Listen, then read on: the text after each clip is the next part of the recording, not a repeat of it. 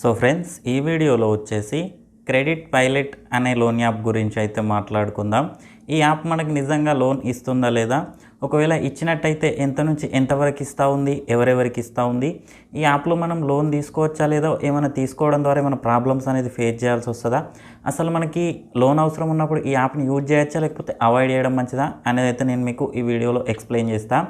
Friends, దానికన్నా ముందు వచ్చేసి ఇంకోటి ఏంటంటే, కింద డిస్క్రిప్షన్లో నా యొక్క టెలిగ్రామ్ ఛానల్ లింక్ అయితే ఇచ్చిన.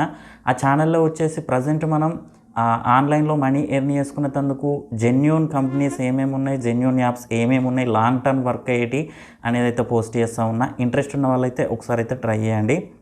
ఫ్రెండ్స్, టాపిక్లోకి వెళ్ళినట్టయితే, సో ఈ క్రెడిట్ పైలట్ అనే యాప్ ఏదైతే ఉందో ఇది ఇప్పుడు స్టార్టింగ్ స్టేజ్లోనైతే ఉంది. ఈ యాప్ వల్ల మనం చూసుకున్నట్టయితే ఎవరైతే లోన్కి అప్లై చేస్తారో 50-50 ఛాన్సెస్, అంటే ఒక 100 మందిలో 50 మందికి వచ్చే ఛాన్స్ అయితే ఉంటుంది.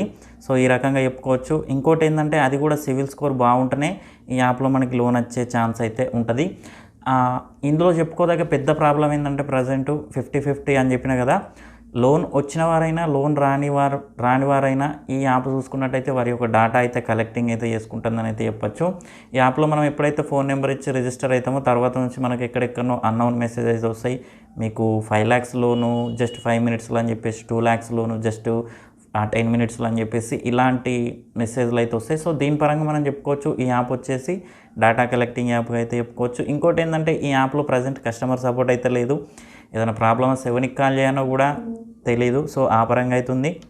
ఇంకోటి ఏంటంటే, ఈ యాప్ డీటెయిల్స్ మొత్తం తీసుకున్న తర్వాత రిజెక్ట్ అని అయితే చూపెడితే, సో చాలామంది అయితే ఈ ప్రాబ్లమ్ కూడా ఫేస్ చేయాల్సి వస్తుంది.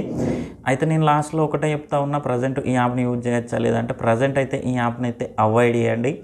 సో కొంచెం ఇంకా కొన్ని అప్డేట్స్ వచ్చిన తర్వాత గట్ట మళ్ళీ నేనైతే ఈ యాప్ గురించి వీడియో వేస్తాను. సో అది వరకు గట్ట ఈ యాప్ని అయితే అవాయిడ్ చేయండి. మొత్తం కూడా మనం ఎక్కువ లాస్ అంటే ఎక్కువ నష్టపోనీకే ఛాన్స్ ఉంది. డేటా కలెక్టింగ్ అని చెప్పేసి ఆ పరంగా ఈ పరంగా నష్టపోయే ఛాన్స్ ఉంది. ప్రజెంట్ అయితే మనకి ఎక్కడ కూడా లాభం అయితే లేదు ఈ యాప్ వల్ల. సో ఆ పరంగా ఉంది.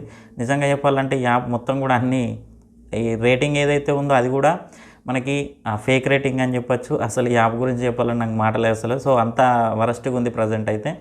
సో ఫ్రెండ్స్, ఇది ఇవాళ వీడియో. ఈ వీడియో మీకు నచ్చిందని అనుకుంటున్నాను. వీడియో నచ్చితే లైక్ చేయండి, ఛానల్ సబ్స్క్రైబ్ చేయండి. ఎలాంటి డౌట్ ఉన్నా కింద కామెంట్ సెక్షన్లో తెలియండి. Thank you friends, thank you so much.